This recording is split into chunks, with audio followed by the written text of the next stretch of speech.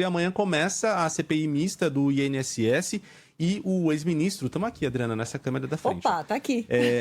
O ex-ministro Carlos Lupe deve ser um dos convocados, né? Boa tarde para você, bem-vindo aqui ao Entre Nós. Muito boa tarde, Renan, Adriana, Ju, boa tarde a todos. Finalmente, né? Finalmente vai sair do papel a CPMI do INSS, do roubo, do desvio dos aposentados, e Carlos Lupe deve ser um dos primeiros a ser ouvidos, né? O requerimento dele já foi apresentado por uma aliada, a senadora Leila Barros, que é do partido comandado pelo ex-ministro, pelo Carlos Lupe, e ele era o presidente, o ministro da Previdência, quando o estouro do escândalo, né, ocorreu.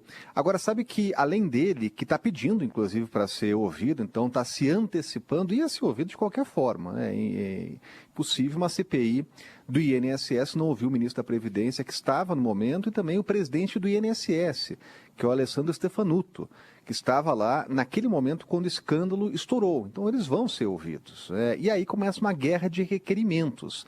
A oposição, ela conseguiu pegar os postos de comando, a presidência e a relatoria.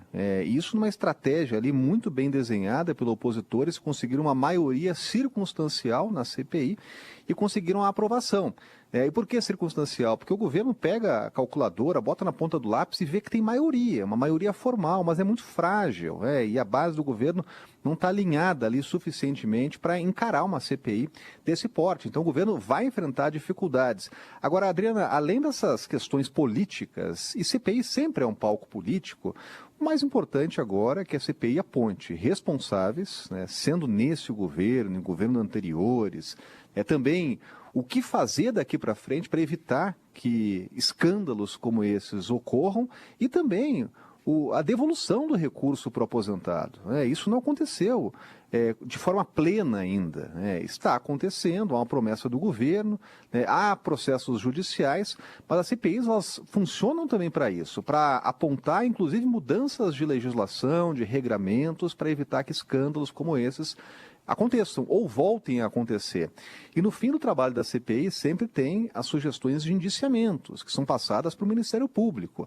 Lembra da CPI do Mensalão, conhecida como CPI do fim do mundo, né? Tivemos parlamentar cassado, parlamentar preso, condenado, sentenciado, muito em função de um trabalho naquela época exitoso de uma comissão parlamentar de inquérito. É certo que depois, nas últimas CPIs, muitas acabaram em pizza, outras não tiveram lá um trabalho pleno, e esse vai ser o desafio dessa CPI, apontar responsáveis e depois mudanças para evitar que isso volte a acontecer.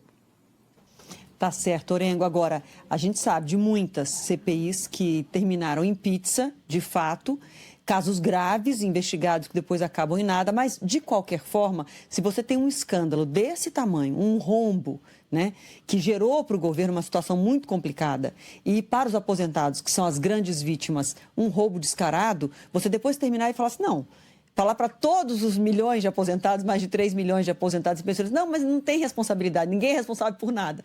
É de uma disfarçatez inaceitável, né? Então, algum direcionamento essa CPI terá de mostrar quem estava envolvido, quem apertou o botão, quem liberou o cadastro dos aposentados, quem facilitou a chegada dessas instituições, dessas entidades, organizações aos dados dos aposentados e depois a cobrar, a descontar direto do pagamento e do benefício.